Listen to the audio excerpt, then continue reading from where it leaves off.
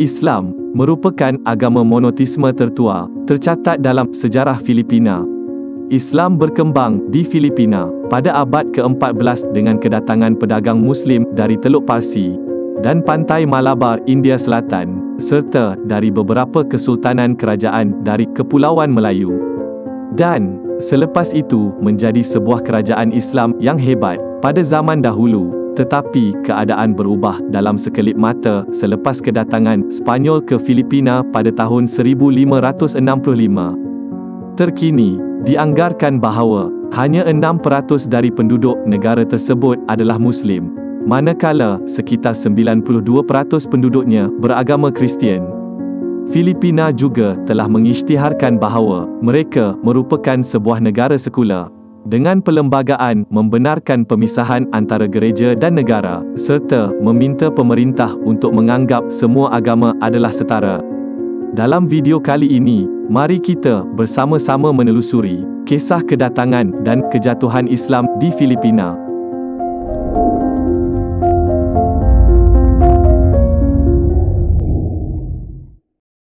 Kedatangan Islam di Filipina.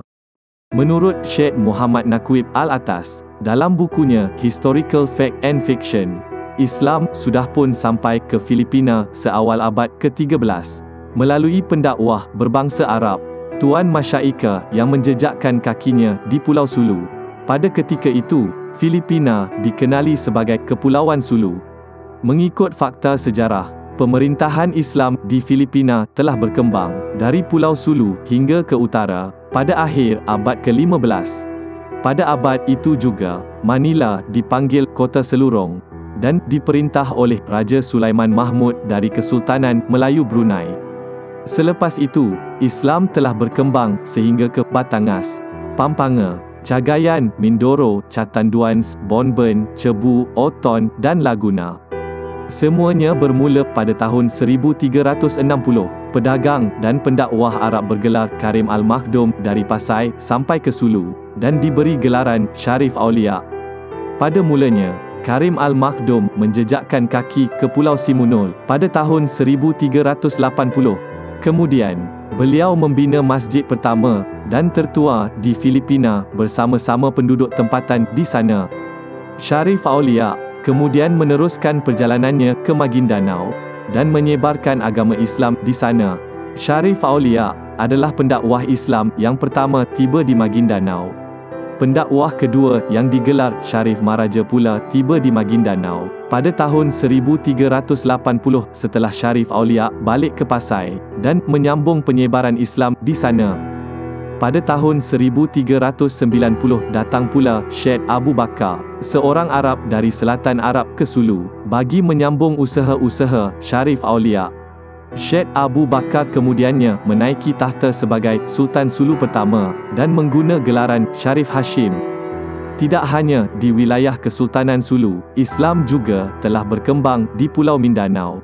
Pada tahun 1440, Syarif Kabungsuan telah sampai ke Maguindanao dan memulakan pemerintahan Islam Kesultanan Maguindanao di sana.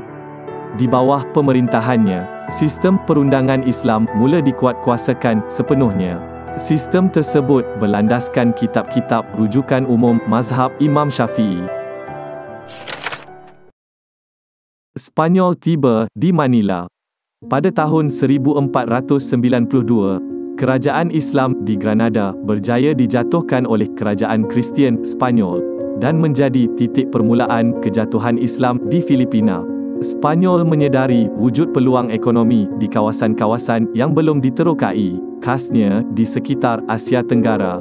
Dalam masa yang sama, mereka juga berpeluang untuk menyebarkan ajaran Kristian selaras dengan misi utama mereka, 3G, iaitu Gold, Glory dan Gospel.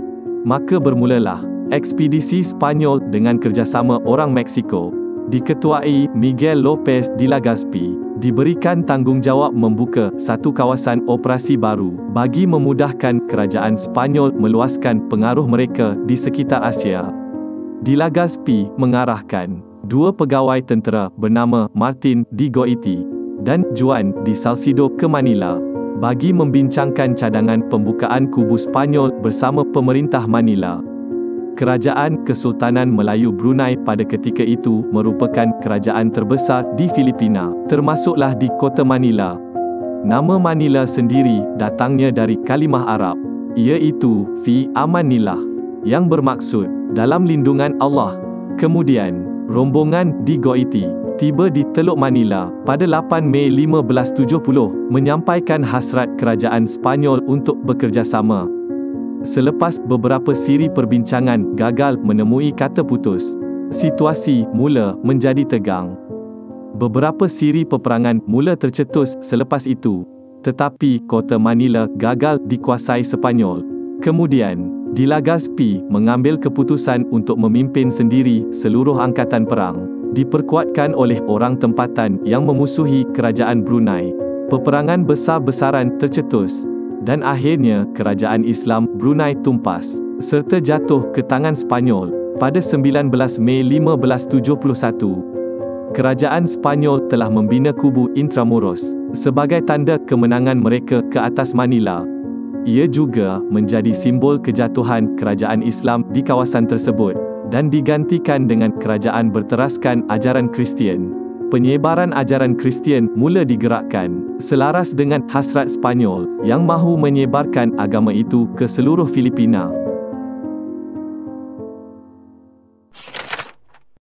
Pemimpin tempatan berjaya dimurtadkan. Setelah menakluk Amanillah atau Manila, Sepanyol telah berjaya menjalankan kempen mengkristiankan penduduk di wilayah Filipina Tengah dan Utara melalui ancaman, paksaan, dan berbagai-bagai lagi cara untuk memurtadkan masyarakat Islam ketika itu. Terdapat sebahagian masyarakat Islam berjaya melarikan diri ke selatan Filipina demi menyelamatkan akidah. Mereka digelar bangsa Moro oleh Sepanyol. Diambil sempena bangsa Mor, iaitu umat Islam di Andalusia yang telah mereka kalahkan. Pada 24 Jun 1571, Di Legazpi berjaya mewujudkan perjanjian keamanan hasil rundingan di antara semua pihak pemerintah Manila dan Tondo. Bagi memudahkan kerjasama, Di Legazpi menawarkan anak beliau untuk dikahwinkan dengan anak Lakandula sebagai tanda kerjasama Sepanyol dengan penduduk tempatan. Juga, salah seorang anak angkat kepada Raja Sulaiman III berjaya dipujuk Di Legazpi untuk menerima ajaran Kristian, sekaligus menukar namanya kepada Augustin Di Legazpi sempena nama keluarga Di Legazpi sendiri. Agustin yang berjaya dimurtadkan dilantik sebagai pemerintah kerajaan Tondo selepas kematian Lakandula.